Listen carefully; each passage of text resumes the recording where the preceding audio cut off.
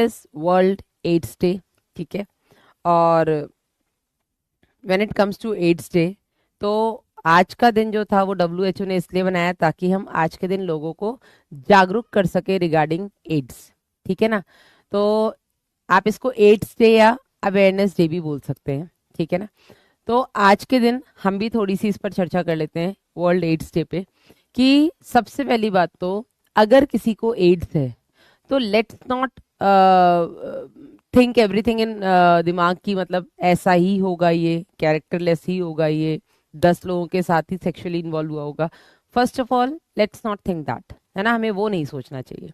दूसरी चीज, क्योंकि अब हम पढ़ चुके हैं, नहीं पढ़ा है शायद से आप लोगों को, ह्यूमन हेल्थ एंड डिजीज और रिप्रोडक्टिव हेल्थ चैप्टर्स में पढ़ाया जाएगा कि एड्स बेटा मल्टीपल सेक्सुअल पार्टनर्स के अलावा और भी कई सारे तरीके हैं जिससे हो सकता है।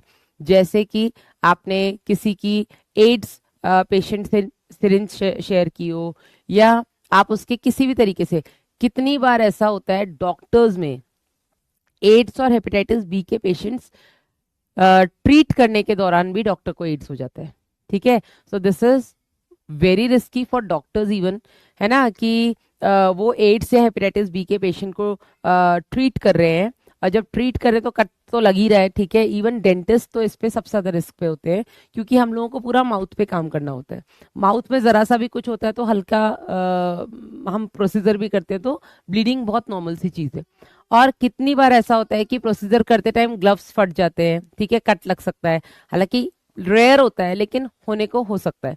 तो उस कंडीशन में अगर पेशेंट का ब्लड आपके ब्लड के कांटेक्ट में आ गया तो डेफिनेटली एड्स हो सकता है, ठीक है। तो अब बताओ, यहाँ तो वो समाज सेवा कर रहा था, रोग लेकर के आ गया।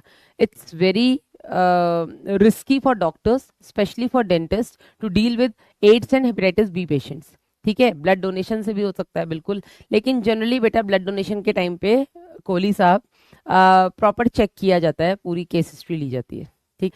तो बस मैं इतना बोलूंगी कि बी अवेयर, ठीक है। सबसे पहला तो इससे बचने का एक तरीका, avoid sexual intercourse with multiple partners. Although तुम्हारी अभी उम्र भी नहीं है लेकिन फिर भी आपको पता होना चाहिए, ठीक है। तो कई सारे पार्टनर्स के साथ सेक्सुअली इन्वॉल्व नहीं होना है। फिर भी तुम्हारी ऐसी कोई गाजगिरी पड़ी है, होना ही पड़ेगा मैडम, अरे ऐसे कैसे, तो बेटर यूज प्रोटेक्शन कॉन्डोम्स, ठीक है। दूसरी चीज, जब भी आप कोई भी इंजेक्शन के लिए जाते हैं, किसी भी प्रोसीजर के लिए आप नाई के पास जाते हैं, तो वहां पर बेटा इस चीज का विशेष ध्यान रखें कि जो भी वो ब्लेड आपकी शेविंग वगैरह के लिए यूज कर रहा है या किसी भी कट के लिए यूज कर रहा है, ट्राई कि आप अपने सामने उससे बोलें कि मुझे, मेरे सामने आप फ्रेश ब्लेड निकालिए पैकेट से। यस, क्योंकि आपको नहीं पता ना, ये जो छोटी छोटी दुकान लेकर के बैठे हैं नाई, ये अपना पैसा बचाने के चक्कर में एक, यस ओके, एक पेशेंट मतलब एक किसी भी कस्टमर पे यूज किया गया ब्लेड आप पे यूज कर सकते हैं। और शेविंग वगैरह के टाइम पे कट लगना भी बहुत नॉर्मल चीज है ना। तो उस टाइम पर बेटा अगले को कट लगा, अब वो थोड़ा ना केस हिस्ट्री लेगा कस्टमर से कि आपको पॉजिटिव है या नहीं है, आप HIV पॉजिटिव है या नहीं है, ठीक है ना। तो उस कंडीशन में आपको अपने लिए इतना अवेयर होना पड़ेगा, बस वो गीला था, आपको अपने लिए इतना अवेयर होना पड़ेगा कि सामने वाला आपके ऊपर यूज्ड निडल, सिरिंज है ना, या यूज्ड ब्लेड ना यूज कर, मतलब आपके ऊपर अप्लाई करे, ठीक है ना। आपको अपने लिए इतना सेल्फ अवेयर होना पड़ेगा, ठीक है ना। तो ये बेटा कुछ बेसिक तरीके हैं जिससे कि आप इससे बच सकते हैं। मोस्ट इंपॉर्टेंट, जब हम समाज सेवा करते हैं, अभी आप डॉक्टर्स नहीं है लेकिन समाज सेवा का कीड़ा हम सब में होता है ना। मोस्ट इंपॉर्टेंट, जब आप किसी एक्सीडेंटल केस में जाकर के हेल्प करने के लिए आगे बढ़ते हैं, कि किसी का एक्सीडेंट हो गया, वो ब्लीड कर रहा है, ठीक है, और आप उसको उठाने की कोशिश कर रहे हैं, उसको हेल्प करने की कोशिश कर रहे हैं, मेक श्योर आप अपने हाथों को पहले कवर करें। मेक श्योर, रीजन बीइंग, जिसका एक्सीडेंट हुआ है, देखो मैं ये नहीं कह रही हूं कि हमेशा ऐसा हो सकता है, लेकिन मैं ये भी नहीं कहूंगी कि ऐसा कभी नहीं हो सकता। सो आपको अपने लिए खुद अवेयर होना पड़ेगा, खुद जागरूक होना पड़ेगा। तो जब भी आप किसी एक्सीडेंटल केस में हेल्प करने जाते हैं, मेक श्योर कि आपके हाथ आप किसी चीज से कवर करें। जनरली हम कहते हैं कि अगर आपके पास पॉलिथिन है, कहीं आसपास पॉलिथिन पड़ा है, तो गंदा पॉलिथिन आप बेशक अपने हाथों पे लपेट लो, पर कोशिश करो कि उस जो भी मतलब इंसान है, उसका ब्लड आपके हाथ के कांटेक्ट में ना आए। रीजन बीइंग कि आपके नेल्स के साइड में बहुत छोटे छोटे से कट होते हैं। जैसे अब मैं अपनी ही बात करूं, तो अभी सर्दियों में अगर मैं थोड़ा भी कुछ डिटर्जेंट वगैरह यूज कर लेती हूँ तो मेरे हाथ में ऐसे, क्या बताऊं, ड्राई स्किन हो जाती है, लीजन, मतलब अजीब सा लीजन हो जाता है, स्केली सा।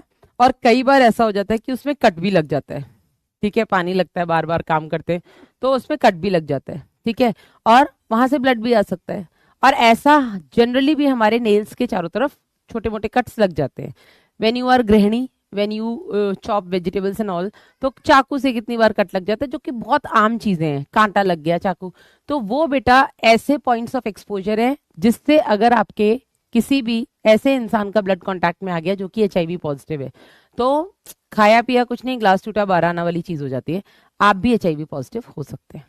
ठीक है ना, कॉज ये कंटामिनेटेड ब्लड के कांटेक्ट में आने से होता है। मल्टीपल सेक्सुअल पार्टनर्स जिसमें कोई एचआईवी पॉजिटिव हो, उसके कांटेक्ट में आने से होते हैं। ठीक है, so on this occasion of World AIDS Day which is celebrated on 1 December, मैं आपको एड्स के रिलेटेड ये छोटी सी जानकारी देना चाहती हूँ जो मैंने दी। ठीक है,